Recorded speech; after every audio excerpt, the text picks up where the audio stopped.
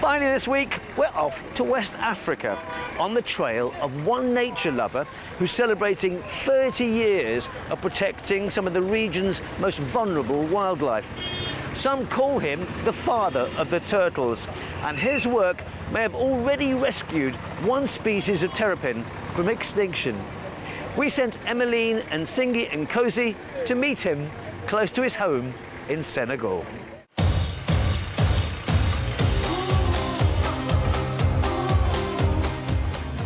About 3 hours journey south, away from the traffic and chaos of Senegal's capital, the dust and aridity begins to give way to greenery.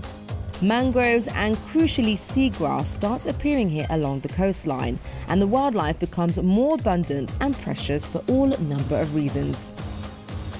Turtles, tortoises and terrapins have been a big part of West African traditions and symbolisms, and in some tribes they are revered as being a good luck charm, a good omen, which is why it's so surprising that their numbers have been going down so much.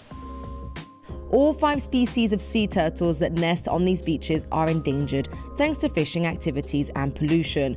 But this man's made it his mission to save them. We're going to put a tag, and after that we are going to let it go. Oh. Let me remove that little sound for you. Now you can breathe clearly. Why the tagging? I mean, why is it done? With that, we can track the migratory pattern for the animals. When we know that, we are going to be more accurate in the strategy we need to implement in order to save these species. Because the more you know about the species, the more you are going to be able to save them. It's like I need to hold my breath. Oh, breathe in. Does that hurt, or is that just like getting your ears pierced? Yeah, it's gonna hurt, but it's gonna save your life at the same time. Yeah. Tomas is about to celebrate 30 years of working with turtles in Senegal. His work has brought him awards and recognitions from around the world.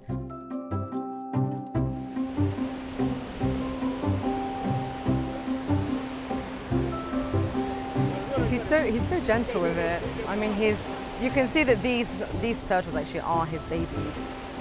That's quite an impressive sight. I've never seen it, and I'm sure all of these people haven't either. Everyone literally just run down to the beach and see this release. Tomas started as a teenager rescuing African spur tortoises, the second biggest species in the world. Since then, his work in northern Senegal has saved the last remaining colony of Adamson's terrapin from collapse. And these days, he's working on a new encyclopedia and planning the continent's biggest turtle research facility on a plot near his home. It's a big project who are going to take several years and a lot of fundraising, a lot of work in order to have a facility who will be like a base camp for everyone who wants to get involved in conservation, turtle conservation in Africa. What would you like your legacy to be? My legacy will be Africa and Africans who value nature, who want to protect nature, understand nature is part of our identity. And as an African, this is the place where, like as David Attenborough was saying, this is the kingdom of wilderness.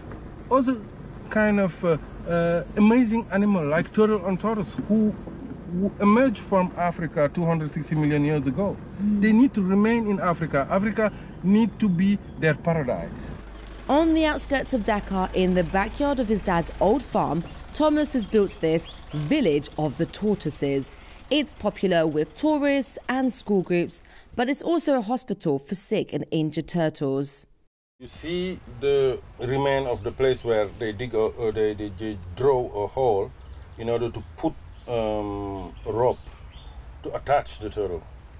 Wait, why was a rope attached to the turtle? Yeah, because when you have them in captivity and you don't want them to dig in the middle of your lawn. Oh no! You want to have it like a rope in order to control the animals.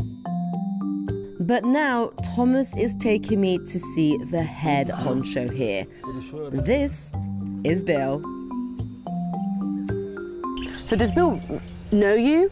No. Would you say that he usually turtle are not like dog. They don't celebrate you like my dog celebrate me when I come back at home. But at the same time... And that is frustrating because I spend more time and more energy saving them than my dog. But unfortunately, that is the reality. He's between 70 and 80 years old, and he and Thomas go way back. So you saw Bill in the zoo when you were a teenager? Teenager, yeah. Wow, okay. Because I spent a lot of time going to the Dakar Zoo. In fact, that was my favorite place to go. Why is he called Bill? Can I ask? Oh. Because he arrived the months where Bill Clinton was elected. So you are named after a president. I hope you feel the weight of your name. Yeah.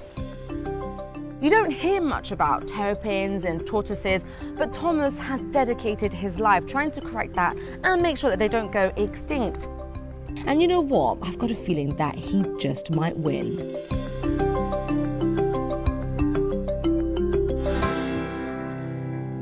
What a truly remarkable man doing such important work there in Senegal.